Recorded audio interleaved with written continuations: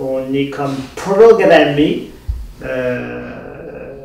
à être performant. Et les gens oublient le présent. Ils sont toujours dans leur présent, ils sont ailleurs. Et on dit toujours revenir à l'essentiel, c'est revenir au moment présent.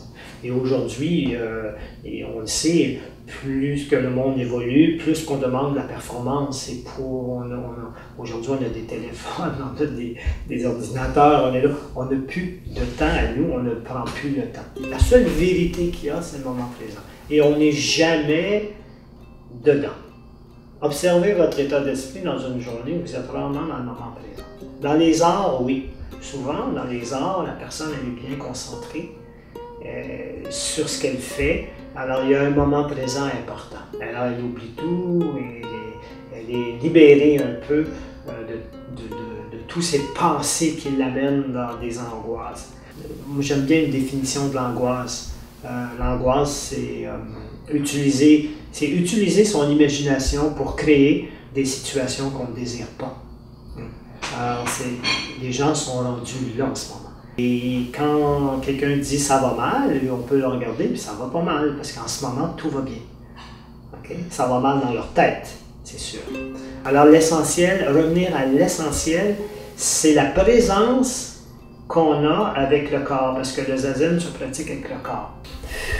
Toujours sentir que l'expiration descend sous le bas-ventre.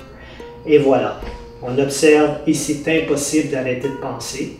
Les gens qui disent qu'il faut arrêter de penser en méditation, c'est parce qu'ils n'en ont jamais fait, c'est impossible, on pense tout le temps. Il faut juste observer et lâcher prise là-dessus. On dit laissez passer les pensées comme les nuages dans le ciel. C'est tout. Et on revient à l'essentiel qui est le moment présent dans le corps de matière que j'ai.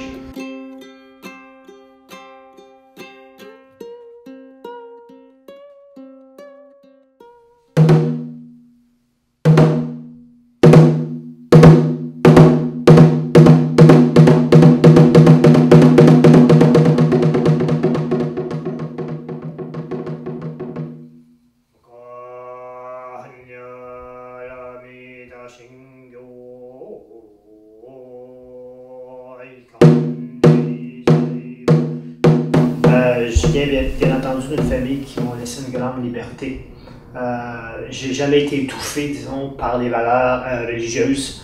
Même les valeurs familiales chez moi, c'était assez vague. Les valeurs sociales aussi. Alors, j'étais comme, on disait à l'époque, un libre enfant de Summerhill. C'est-à-dire qu'on me laissait découvrir par moi-même ce que j'aimais et surtout on m'encourageait à faire ce que j'aime.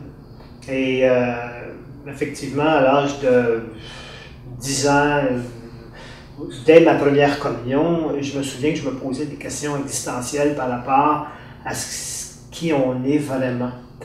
Alors j'ai toujours eu le sentiment que ce que je suis en ce moment n'est pas ce que je suis réellement. Et un jour comme ça, j'ai vu un film d'arts martiaux, qui est un film de Bruce Lee, bien entendu, dans les années 70. Et il y avait quelque chose qui émanait de cette énergie-là, parce que j'étais un enfant petit, très frêle, comme ça, très timide, très introverti. I mean, you gotta put the whole hip into it and snap it and get all your energy in there and make this into a weapon. I mean, here it is the natural instinct and here is control. You are to combine the two in harmony. The ideal is unnatural naturalness or natural unnaturalness. Yin yang, eh? Right, man, that's it. Et là, j'ai commencé le karaté. Et moi, ce qui m'intéressait dans l'art martial, c'était pas nécessairement le sport, ou la mise en forme, ou l'autodéfense. Je voulais aller chercher quelque chose d'autre. Et on n'était pas beaucoup qui pensaient comme ça à l'époque, mais j'ai fait mes propres recherches. Alors, j'ai ouvert plein de livres et, bien entendu, j'ai commencé à découvrir que la source de l'art martial venait du temple Shaolin en Chine, où c'était des moines bouddhistes. J'étais très intéressé à tout ce que chaque livre qui avait le mot zen ou quoi que ce soit. Alors, quand j'allais à la bibliothèque, j'allais dans la section spiritualité, religion, et j'ai tombé sur un livre à la bibliothèque municipale, celui-là ici. C'est intéressant parce que je l'ai encore. Il s'appelait Zazen. Et là, j'ai eu vraiment un coup de foudre. Et à partir de ce moment-là, je me suis dit, ah, ça c'est ma voie. Moi, je vais suivre ça, c'est simple, c'est ce que je cherche. Et voilà. Le Zen dit, nous pratiquons ce que Bouddha, la posture que le Bouddha historique, Shakyamuni Bouddha, sous l'arbre de la Bodhi, quand il a atteint son illumination, alors il n'y a plus une posture.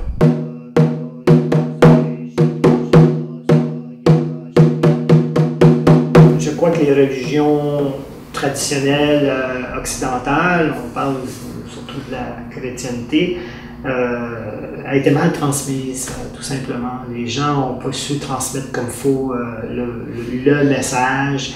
Les gens, je pense qu'ils ont transmis ces enseignements-là, mais du premier degré, en voyant que le premier degré de ça. Et si on regarde le premier degré, ben, on a le mal qui existe, le bien existe, le péché, l'enfer et tout ça, tout pour faire écœurer le maximum et pour se sentir contrôlé, tout simplement.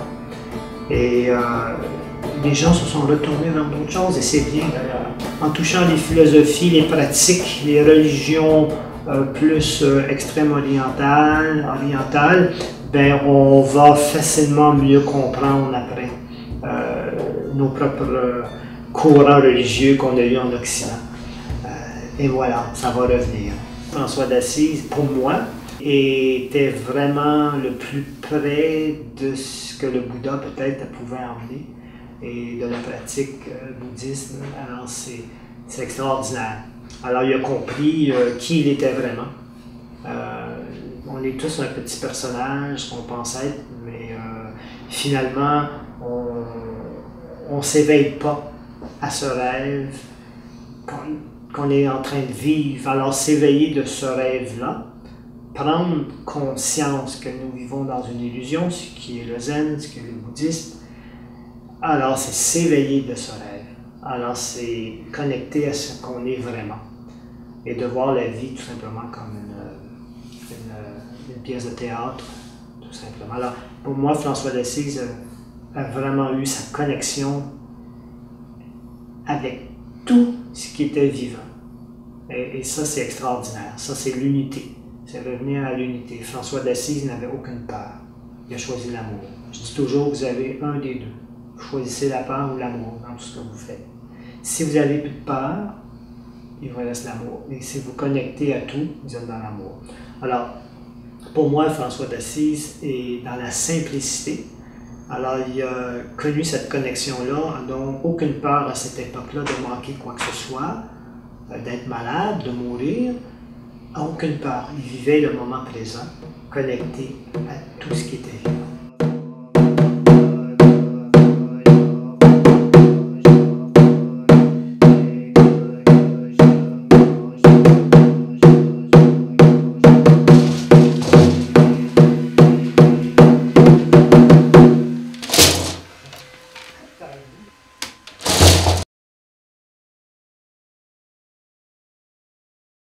Alors, je dis-tu, on est rendu dans mon garage? Oui, c'est beau. Parfait. Alors, ben voilà, ici, on est rendu dans mon garage qui est exactement sous mon dojo zen.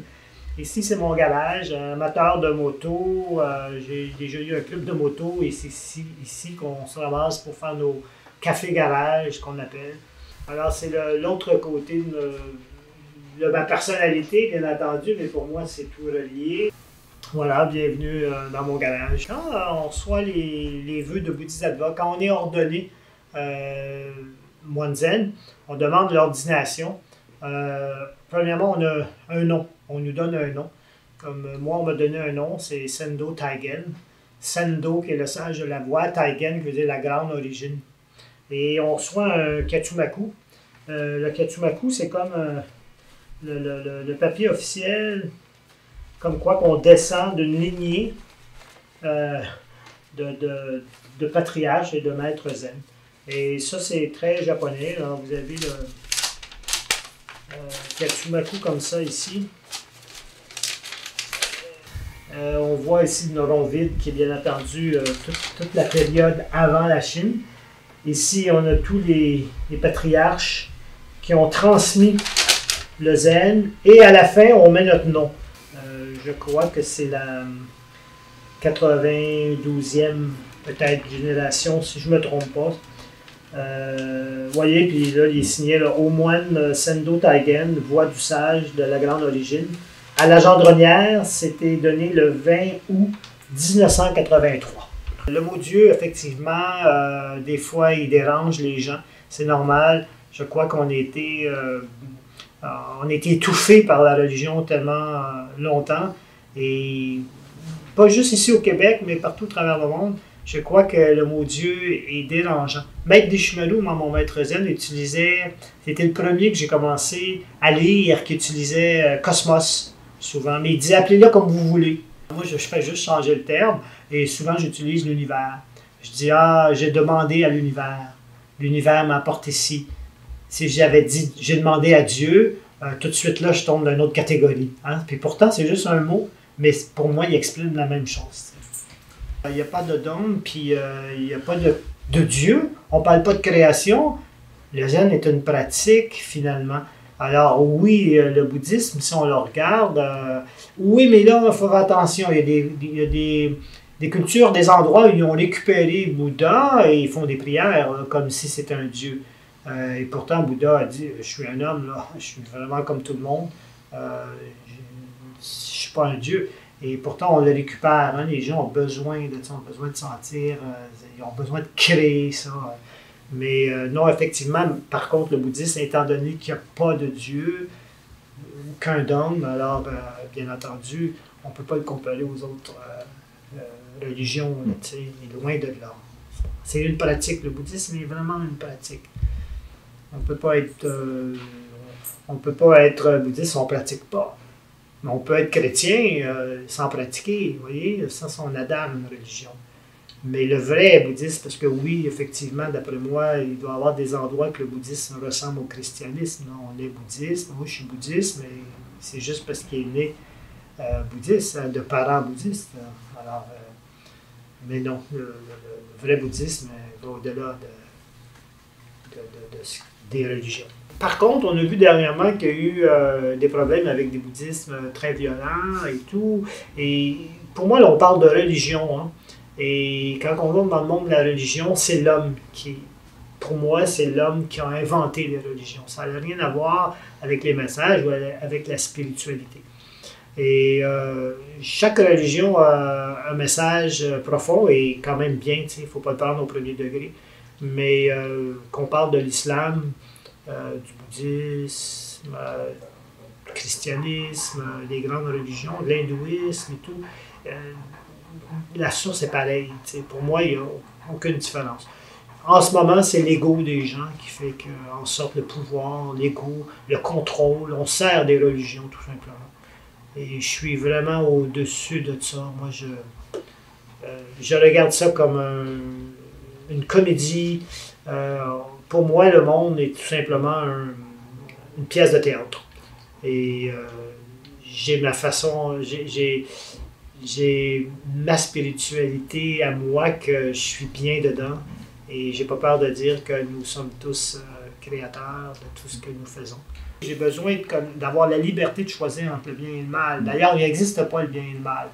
Mais à ma façon de voir les choses, j'ai besoin ici de voir quelque chose que je me dis, je ne cautionne pas. Hein. Je ne le cautionne pas parce que c'est pas bien ce qu'il fait. Mais par contre, il faut que je l'accueille. Et pour moi, l'accueillir, c'est de le permettre. Et de le permettre, ça ne veut pas dire de le cautionner. Moi, je le permets. Alors, je permets qu'il y ait du mal, je permets qu'il y ait des meurtres, des guerres. Je le permets parce que je sais que ça fait partie du jeu. Par contre, je ne le cautionne pas. Alors, en ne le cautionnant pas, ça, c'est ma vraie spiritualité. Alors, le pas cautionner, c'est d'aller manifester, c'est de m'opposer, c'est d'enseigner le zen. Tu vois, ça, c'est de ne pas cautionner ce que je vois comme souffrance chez les gens, le mal qui est apporté. Mais d'un côté, je le permets. Et le permettre, pour moi, c'est justement l'important. Ça ne me touche pas. Ça ne touche pas mon ego. Ça ne touche pas mes émotions. Je le permets. Je dis une chose qui est importante, j'ai toujours... choisissez-vous d'être heureux ou avoir raison. Vous ne pouvez pas avoir les deux. Alors, si vous pensez que vous avez raison, vous ne pouvez pas être heureux parce qu'il y a quelqu'un d'autre qui n'est pas d'accord avec vous. Alors, c'est impossible que vous soyez heureux. On est tous connectés, n'oubliez pas. T'sais. Alors, choisissez-vous d'être heureux ou avoir raison.